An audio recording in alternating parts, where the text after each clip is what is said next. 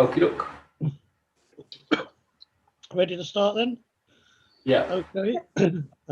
Good evening, everybody, and Happy New Year. Good evening, Mike. Happy New Year. Yeah. Are there any members of the public wishing to address us? No. We'll go straight in with apologies then, please, Nina.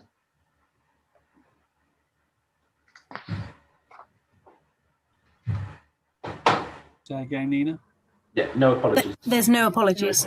Right, okay. Any declarations of interest at this stage? Nope. Good.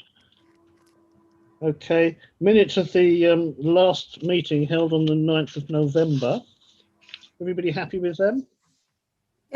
Yep. Okay. And the minutes of the communications strategy group, we just to receive those. Yep. So we'll move on to the action report then. There's a couple of things on there which are on the agenda already, which we'll get to obviously, and the other two items are for March. Anybody want to raise anything about any of them? Nope. No. Okay. Annual grants then. We've got a report from Louise, I think. Yes. Any comments? No. Lisa? No, I'm happy to go with recommendation, Chair. Yes, I think most of us will be, but if anybody has got anything to say, let's hear it. No? No. Everybody content then? I think it's worth, Chairman, just saying that we concur with the underspend being put into earmark reserves. Well, we're coming on to that, aren't we? Annual grants then, item 6 on the agenda. Agreed. Yeah, Yeah. agreed. All happy? Yeah. Yep. Something's going to go wrong. We're getting through this too quickly. New Year's resolution. Oh yeah, here we are. Budgets. Right. It's Appendix B in your stack of 99 pages. Yeah. If we just, I'll go through them one page. Well, we'll run through them one page at a time in case you've got anything to say. Yeah. So be ready to shout out when you're ready. The first page. Anything on there? No. We'll move on to the purchase ledger invoice listing then. Page 1.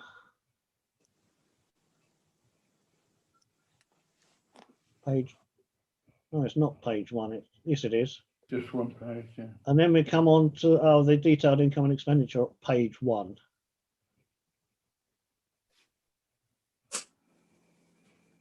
Page 2. Page 3. Page 4. Page 5. Page 6. Page 7. Page 8.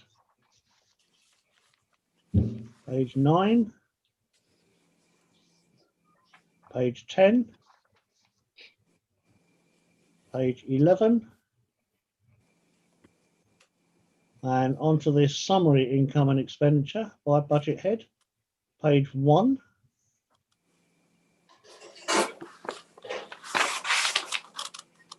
Page 2. Somebody's rustling. That's that then. So we've received them and run through them. The next bit is the revised budget forecast, Noted. which it's recommended we note. Anybody have anything to say? No? No, just agree with the Chairman. No We hands note up, that. Paul? Paul, no hands up? No, I can't see anybody. Okay. Do you want to add anything to what's there? No, I think the report speaks for itself. Yeah, I tend to agree. Yeah. Okay, I'll take Yeah, that very as good. done and dusted. Then you don't need to go through them page by page, do you? Oh, Robin's got a hand. Sorry? I think we should for the minutes thank the town clerk for the work he's put into this, Chairman, and the fact that they are so clearly laid out where we are. The reds are in the reds, the blacks are in the blacks, and we can see where the changes are. So I think we need to thank him for doing that. Yeah, I agree. Okay then, thank you for that, Robin. On to the proposed budget and precept then. Again, Paul, do you want to say anything about this? Yeah, thank you, Chair. Firstly, just to point out that the draft budget as presented, which will go to precept as you agree it, well, before we agree it for next week, is different to the way the budgets have been presented to committees coming through. So the draft budgets you've seen before were predicated on the council tax band D payer paying the same next year, but following informal comments from several members, I've changed it. So the draft budget now is predicated on the council's overall budget being the same for next year as for this year, which means there would be a slight rise to council tax band D payers, which means the council will be in a more sustainable footing going forwards. Yeah. Okay. Anybody else want to talk? Do you want me to run through these 6 or 7 pages? Sorry?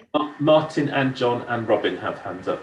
Okay, we'll do them in that order then. Martin? This is under the R/92/20, is it? 9320. Oh, sorry. Okay. All right, John? Yeah, the question is, I mean, I obviously I note that the reason that the precept is having to rise is because the increasing number of households on council tax benefit. How will we be affected if more households go on the council tax benefit in the course of the coming year? Will that be a change for us, or how does it work in dynamic terms? So, if I may, Chair, the great thing about the system is that it's Buckinghamshire Council that bears that risk, not us. So if it goes down now, Buckinghamshire Council will presumably have given us the forecast and taken into account the risk that they're bearing. And I suspect it's often the case that they have a bit of extra money in the bank because they would underestimate anyway. But they always take the risk. They hold the treasury for council tax. So whatever figure we agree, that is what we will get in our bank account. Wonderful. Okay, thanks, Robin. Thank you, Chairman. 2 of the questions have been asked. The third question was, we have some clarity around what it actually means for the band D taxpayer. I think we've said that it would change that, and you alluded to councillors' suggestions in your preamble.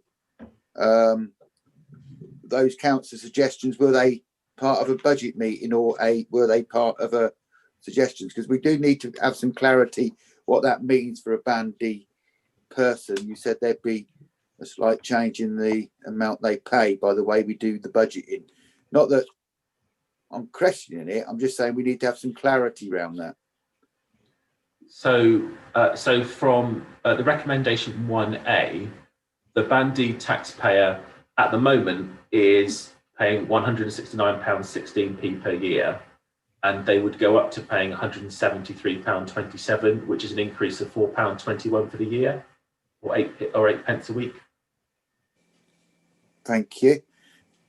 And you alluded to that it was a suggestion from councillors, which in the way we've changed doing the budget. I think we need a short explanation around that. I think I understand where it is, but we do need to have that because it sounds a strange way of doing things. Well, no, because I took informal advice from town councillors, not in a formal meeting, and the larger number of councillors seem to take the view that they would be more supportive of the budget, which maintained the current budget. So that's what I've presented. I have presented 3 options in the report, and I'll present those options to the precept meeting as well. So I'm not predetermining what the decision will be, but the detailed budget is based on maintaining the budget as it is. Obviously, this meeting has a chance to change that. So if you want me to present the budget differently for the precept meeting, I'm very happy to do that. Thank you very much. That's what I Any wanted. further comments? Well, if nobody has any further comments, we take the recommendation or accept the draft as shown. Yep. Is that agreed? Yeah. Right. Should we have a vote on it? Can, if you like, those in favour of supporting this show. Can you count them, Paul? That's unanimous. Thank you. Right, we'll move on to item 8 then, the staffing handbook. We've got a report from Claire, the deputy clerk, which seems fairly simple and straightforward to me. Are we happy with it? Yeah. Yeah. There's reams on there about the bereavement thing, but that's a kind of standard wording. Okay, thank you. And to adopt the proposed parental bereavement leave policy, we're happy with that? Yeah, definitely. Everybody?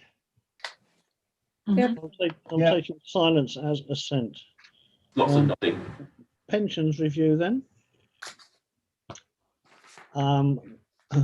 We've got a recommendation there to continue membership of the Buckingham local government pension scheme and the reasons for so doing. Do we accept that recommendation? Yep. Yes. Yeah. All in favour? Yeah, everybody, that's unanimous. Thank you. Can I ask a question, please? Yes, go on. I made the mistake of going into those 100 pages or whatever. And one of the things that it showed was that we pay 27.1% of our salaries towards the pensions, which is, as it happens, is exactly the same as every other parish council or town council. But it is quite high compared to some of the other I was going to say businesses, some of the other organisations which also are in part of this one. Why are we paying more than most of the other ones? Are you asking, Paul? Are you asking whether are we paying a higher percentage than other authorities? Yes, but not all the town councils are paying 27.1%. But most of the other people, the bigger councils, are paying, there's all sorts of people in there. I mean, there's about 30 or 40 different organisations, but most of them are paying less than 27%. And I just wonder why. I'm not saying it's wrong. I just wonder why. What is it about town councils that they have to pay more? Any ideas, Paul? So I haven't got a detailed answer to that, Paul. They do calculate it based on what they estimate the future costs to the pension fund from this council to be. So you would expect them, therefore, to have worked out that town council staff's pension costs to them in the future will be quite high. Yeah. And it does change sometimes year by year, and they do estimate it every year and change the forecast slightly. We're not the highest on there, but we're certainly in the higher bracket. Yeah. Why are all the town councils the same? I honestly hadn't realised if they do what you do, you've said they calculate it differently for different ones, wouldn't they? Yeah, I hadn't noticed that, so I will go back and ask the question. Right. Thank you. Okay. We can look forward to a bit of information about that at a future meeting then, Paul. Yeah. Can we? Yeah, Robin has a hand. Okay, Robin. Just as an explanation, many years ago when we discussed pensions, the chairman to the clerk of the parish councils was the Buckingham town clerk. So it might give an explanation why many of the parishes that we note in town councils are similar, because it could be that was the policy that that they took on advice, but it's not a bad idea to be in the higher to medium contribution for pensions, because I'm sure none of us would want them not to have a pension. So I think I like to agree the recommendation and soldier on. We had already agreed the recommendation. All right, we'll move on to the financial and management risk assessment. Anybody got any comments on there?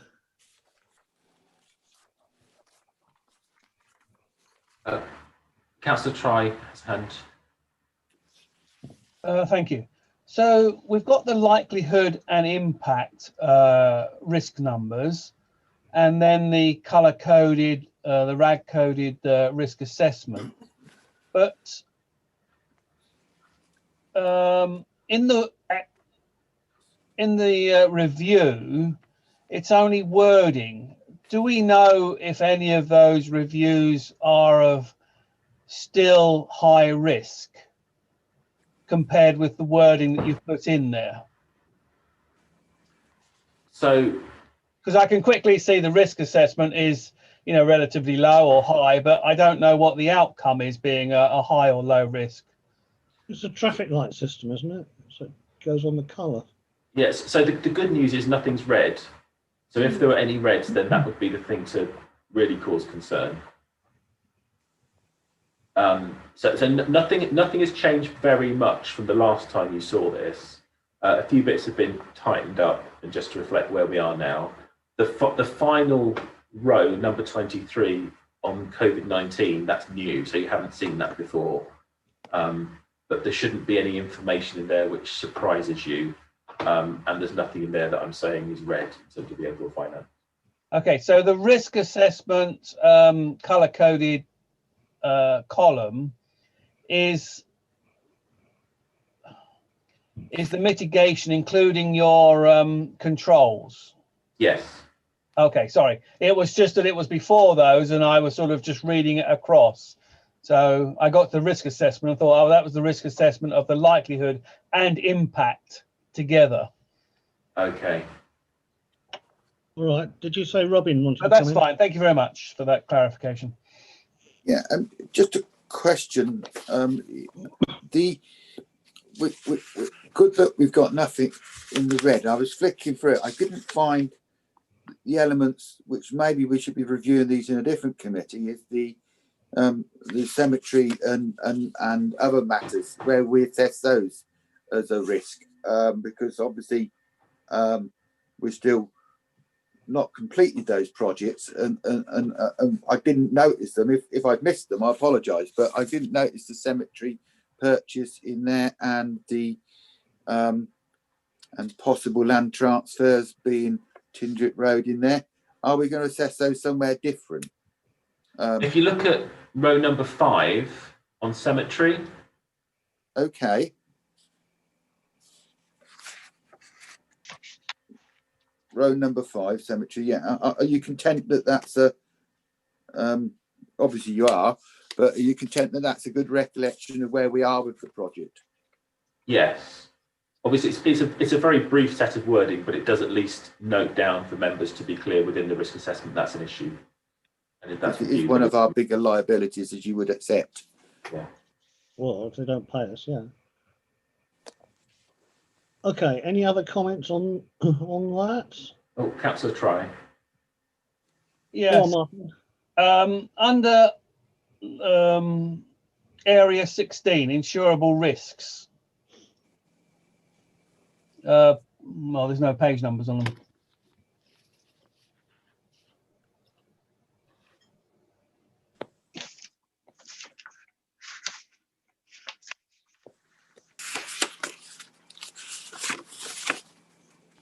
You want to find it first before I?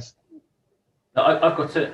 Oh, you got it. Okay, so the heading 1, 2, 3, 4, 5 property.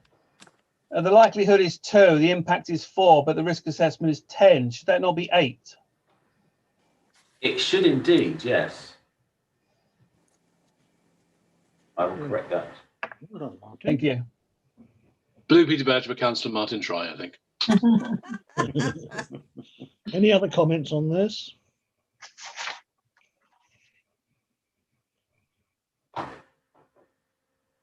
No? Okay. We've got the last little bit, the section 3. Oh no, we come on to that later on, not to worry. So the updated action list then, Appendix E. Sorry, Chair, have we agreed to accept the financial risk assessment with the amendments discussed? I'm sorry. Yes, it just says to receive and discuss. Are we happy with that then? Everybody content? Yeah. Thank Good. you. Right then, Appendix E. Which I think we've argued the point pretty well on that final column. Yeah. Yeah. Just needs a little bit of double writing to satisfy the auditors. Mhm. Everybody happy with that? Yeah. Yeah. Okay, and then Appendix F, which I was desperately trying to leap ahead to. Robin's got his hand up, Chair. Yeah, I'm on section on Appendix F now. Well, I had my hand up before then. Oh, I'm Cheers. sorry, but Paul didn't shout you out. Sorry. I think Go on, it's Robin. worth noting for the minutes that the town clerk's put us in a better position than we were when we previously looked at those things. Yeah.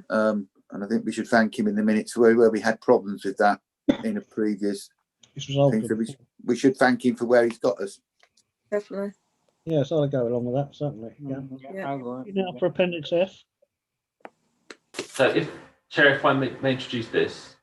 So this is the bad news. So you may have noticed at point 2 that the external audit report for last year has an exception in it, which is the thing we don't want. It's very frustrating. So to explain the exception, on the annual report every year, we have to give the total asset value for the year and compare it to the asset value for the previous year. As you might remember, this year we changed our asset policy. So we now only include assets valued over £500, whereas in the past we included all our assets on that policy. Yeah. And in the annual return, as directed, we explained that in the note on the annual return. So it's very clear that that's what had happened and that's why there was a difference. However, what we should have done was changed the number from the previous year to also not include items under £500. So a comparison could be made between the 2 years.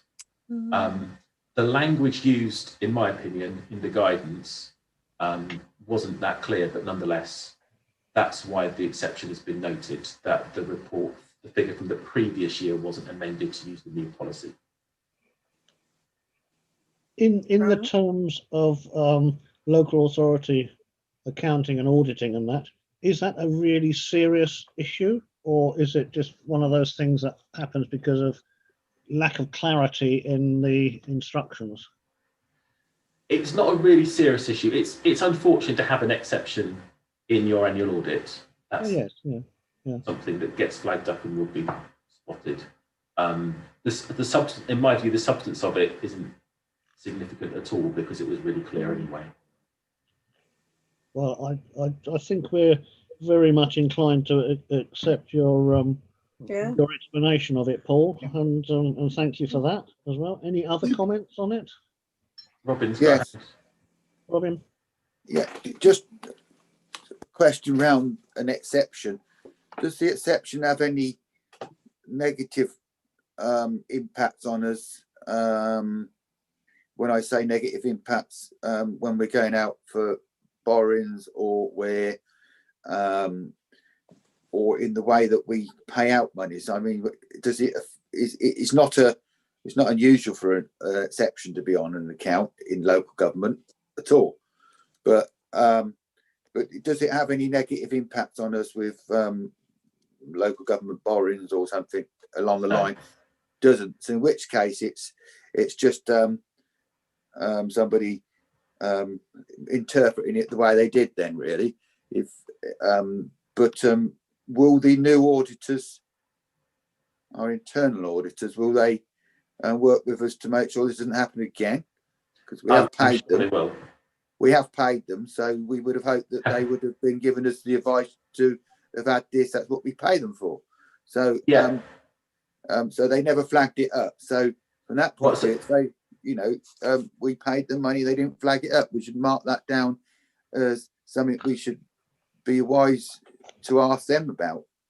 So just to clarify on that point, this was signed off by the previous internal auditor, which was disappointing because we specifically discussed this point with them, but they nonetheless signed it off without pointing out the error. But we do now have a different internal auditor, and we'll certainly be discussing it with them.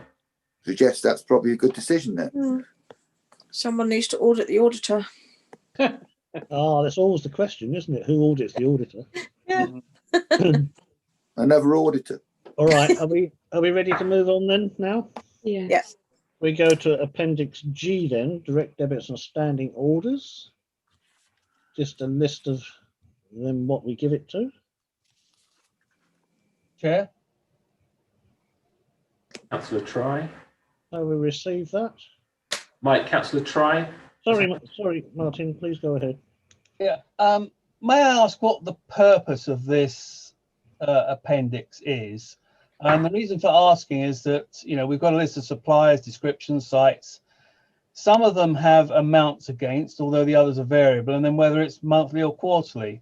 If it's just to show us a list, that's fine.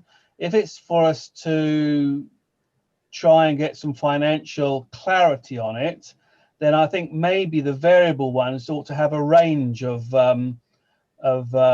costs, you know, the likely minimum and the likely maximum, if that's what we're trying to gauge it against. So, you know, and then we've got 2 electricity descriptions of service, which don't really tell me much, Eon and Total. So the reason, sorry, Chair, if I may, the reason this comes, so this did come to the last meeting. Yes. There were questions about some of the acronyms, so we've given you an expanded version, so hopefully it's clearer what it includes. It is required in our financial regulations that members see this and agree at least every 2 years, and we'll be bringing it every year now for clarity. It's not about agreeing the amounts, because you do see the amounts on the income and expenditure reports, and every payment does get signed off by chairs as we go through the year. You're seeing it to ensure that you're happy that we have direct debits and standing orders set up with those organisations for those things, because obviously we're giving Eon the power to take money out of our bank accounts without specifying beforehand what that amount is. So it's not as much, and we agree the budget elsewhere, but this is about you checking that these are the organisations who have kind of that bit of extra access to our bank account. Okay, and because it's a standing order or direct debit, you check them, at least on the direct debits, that they match whatever they should be. Yes. Okay. And it's also those of us that okay the payments, the chairs of committees and that, it's also a reference point for them as well, that there's not something unknown slipped in to one of the monthly payments. Well, that's why I was wondering whether the variable one, you know, ought to have a range on it, so that you could say, oh, names co, you know, why is it now, you know, £500 where normally it's 350?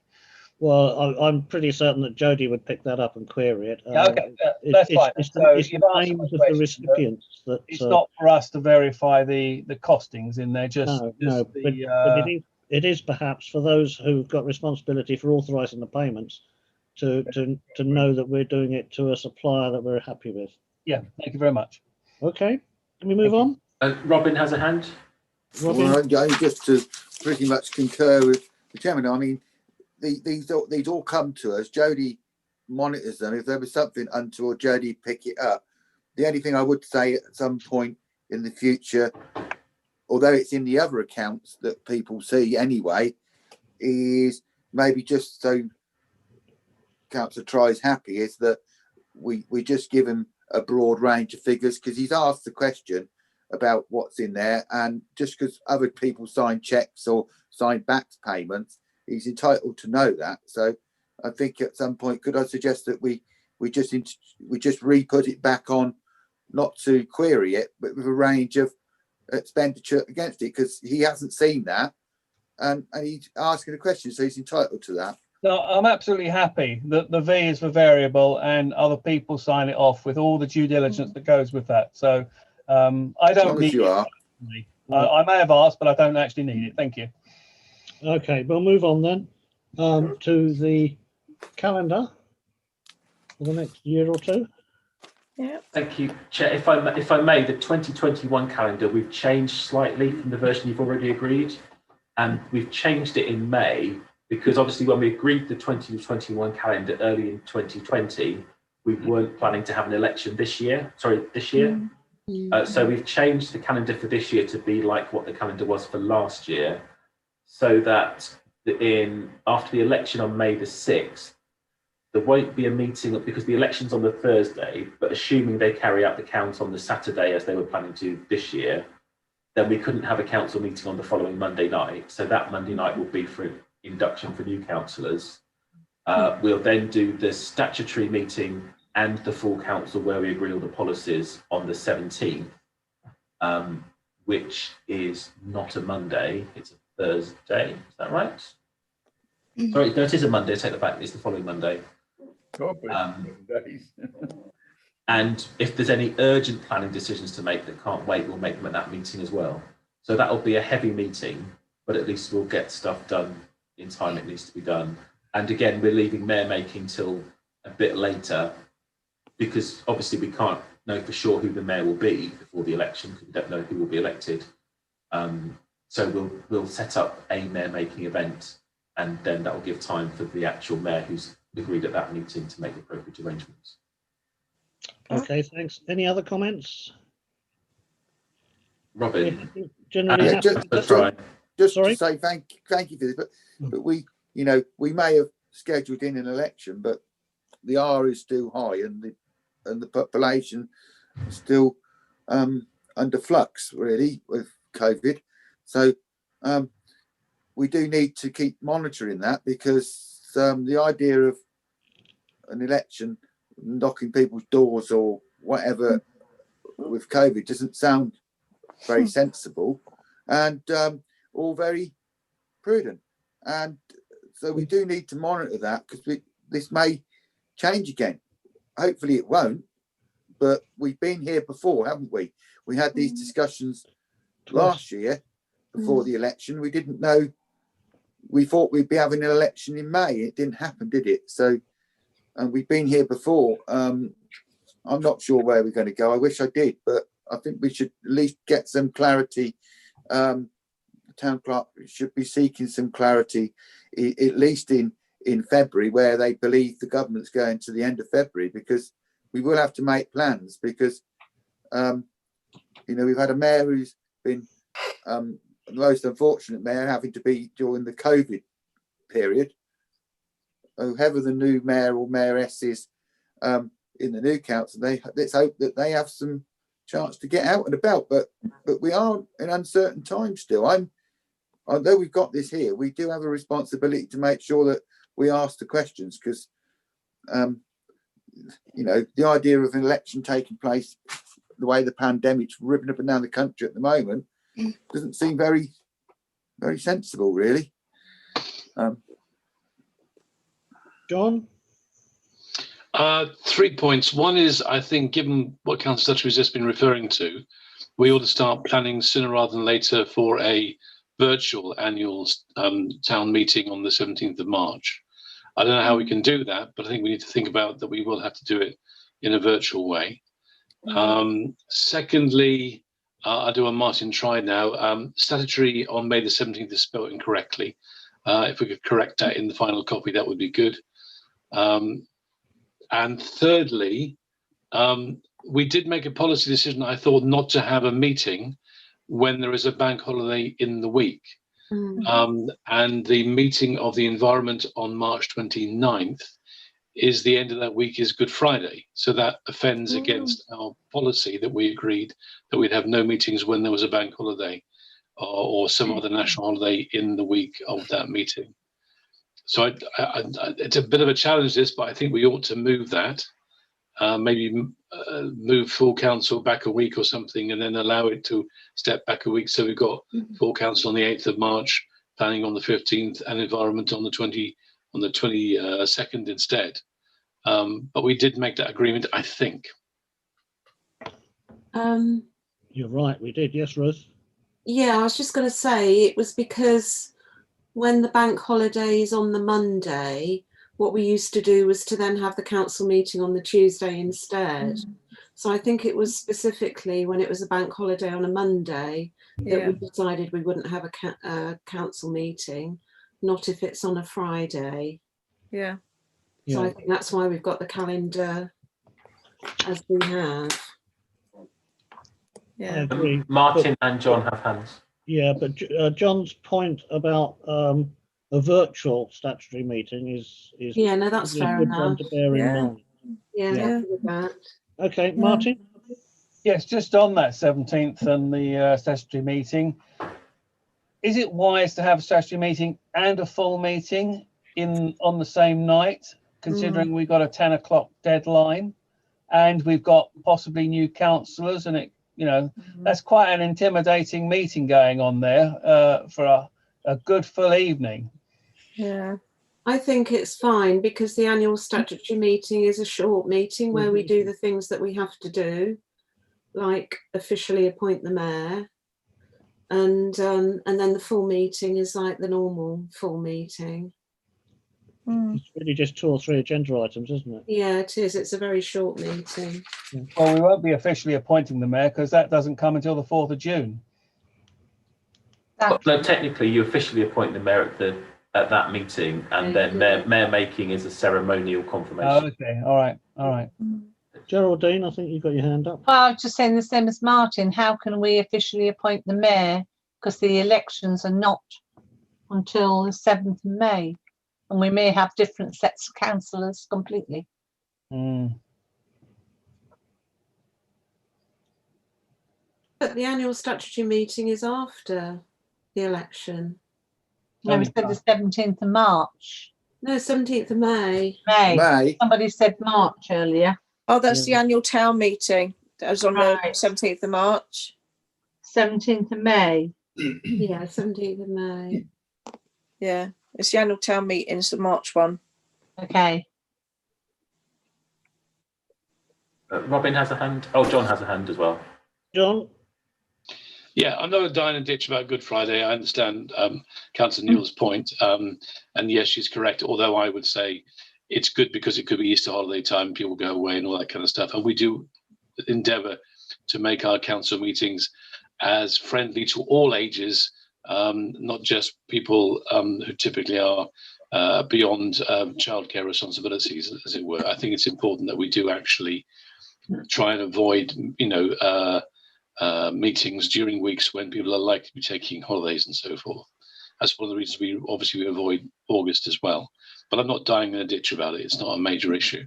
The meeting we're talking about going virtually is the annual town meeting that we usually have in the community centre. Yeah. It's that one we'll be preparing for it to be virtual in some shape or form. And I'm sure there's some good practice that's been developing around other town councils in the last few months. So let's see what we can emulate and do something ourselves. That's all I have to say. Yeah, agree. I think there was somebody else wanted to comment, was there, Paul? Robin. Robin and Ruth has a hand as well. Yeah, I mean, Robin then. I'm glad we've clarified all those obvious. But I always cheers me up when I see these meetings. I can remember town council and planning being on the same night, and we've moved on a long way since then. So where you'd have to chair a full council meeting after a planning meeting. So we have moved on a long way, and we have rationalised our meetings. But if we did have a pinch in the year, take how short the finance meetings are. Usually we can double up if we ever had a problem, but we've answered all those questions already. So the issues about the meetings. Right, so no change on what we're discussing then. Okay. No. Ruth? Just to go back on John's comment, Monday the 29th of March isn't in the school holidays. The school holidays start with Good Friday, and is then the following 2 weeks, so Easter Monday and the week after. So So that doesn't need tweaking then. no. They should have gone back by then, Probably for the first time. probably for the first time, no doubt. Okay, shall we move on? Yeah. I have no announcements to make. As you see, the next meeting is on Thursday, the 18th of February, which is for the annual grant awards. If you could close down the YouTube stuff, Paul, we'll move on to the